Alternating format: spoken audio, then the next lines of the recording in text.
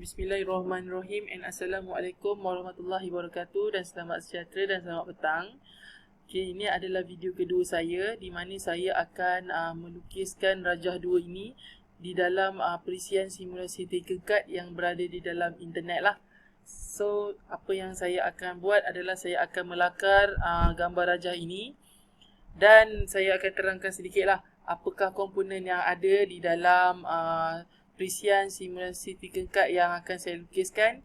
Yang pertama kita ada Arduino Uno, and then kita ada wire, kita ada breadboard, sensor IR, lampu LED, perintang.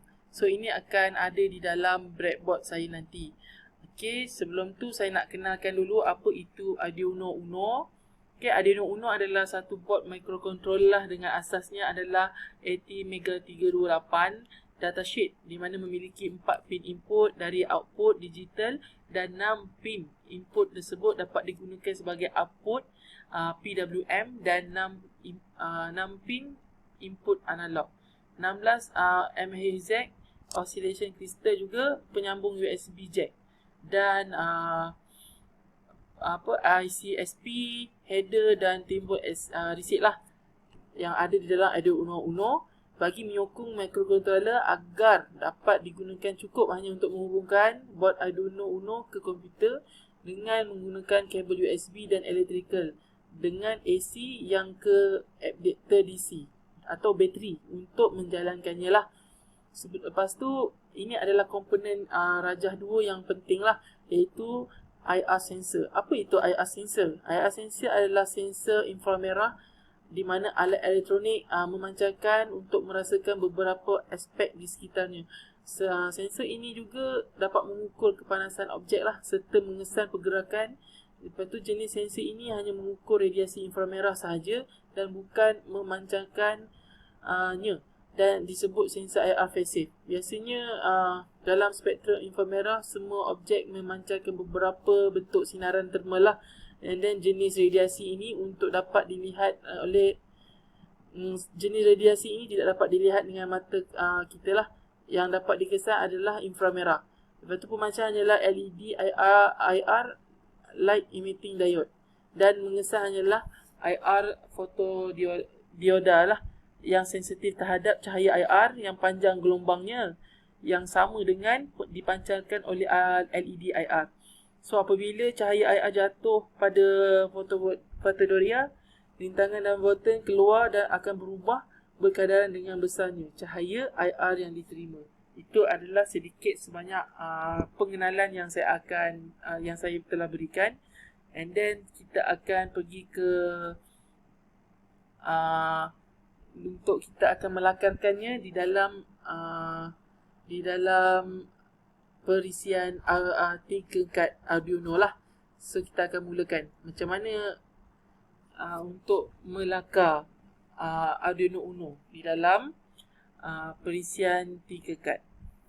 Okey, apa yang perlu ada di dalam ni tadi saya dah bagi tahu. Kita perlu ada IR sensor, lepas tu kita perlu ada LED. Okey, lepas tu kita perlu ada breadboard.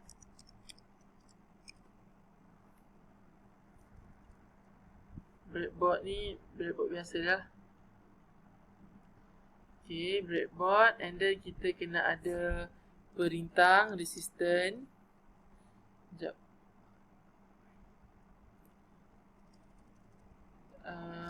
Resistor. So kita kena ada resistor. Okay. So ini adalah komponen yang perlu ada lah.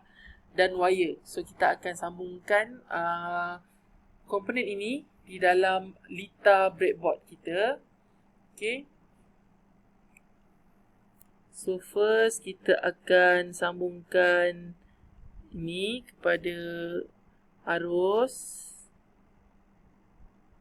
Okay, and then kita akan warnakan dia sebagai warna merah untuk membezakan lah. Dan ground. Okay, ground kita akan masuk ke sini lah. Okay, dan kita akan labelkan dia warna hitam. So wire ni saya labelkan adalah arus yang akan mengalirkan. Arus untuk elektrik iaitu 5 volt dengan ground lah. So kita akan sambungkan perintang ni, perintang kita akan dan kita akan letak kat sini lah. Sekejap. So perintang kita akan letak di sini. Dan kita akan pasang wire hitam kat sini. Kita akan menghubungkan dia dengan tenaga. And then kita akan masukkan LED. Kita letak LED kat sini. And then kita letak wire. Untuk pin 3 ya. Pin 3. So kita nanti akan gunakan pin 3 ni untuk pasang coding. Untuk kita pasang coding nanti. Dan kita akan masuk sini dan kita akan ke sini. So pin ini adalah pin 3 yang menghubungkan dengan LED. So seterusnya kita akan guna pin 12. Pin 12. Pin 12 kita tarik. Kita tarik. Dan kita pin 12 ni nanti dulu. Kita masukkan dulu IR sensor kita. IR sensor kita letak di sini. Alright. So kita akan masukkan pin 12. Pin 12 ini adalah kita akan connectkan dengan kita punya IR sensor. Kita akan masukkan dekat sini. Alright. Tapi kita akan bezakan dia lah. Pin ni kita akan letak warna hijau. Ini pin 12. Pin 3. Yang ini adalah pin 12. Pin 12 kita akan letak warna kuning. Untuk menunjukkan perbezaan pin. So kita akan pakai coding tu nanti kita akan nampak lah. And then sambungkan wire tu dengan kaki cathode dia, dengan out dia. Lepas tu arus elektrik daripada sini kita akan kenakan dengan sebelah sini. Ini arus elektrik yang lalu lah daripada sini masuk sini. So kita akan warnakan dia sebagai warna hitam. And then kita tarik dia ke sini. Ke kaki dia. Settle. Lepas tu kita akan tarik ground tu warna merah lah.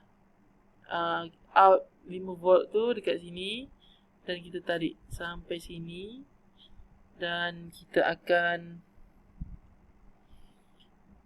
tarik kena kepada kaki dia ni. Settle. Selesailah kita punya litar Arduino kita.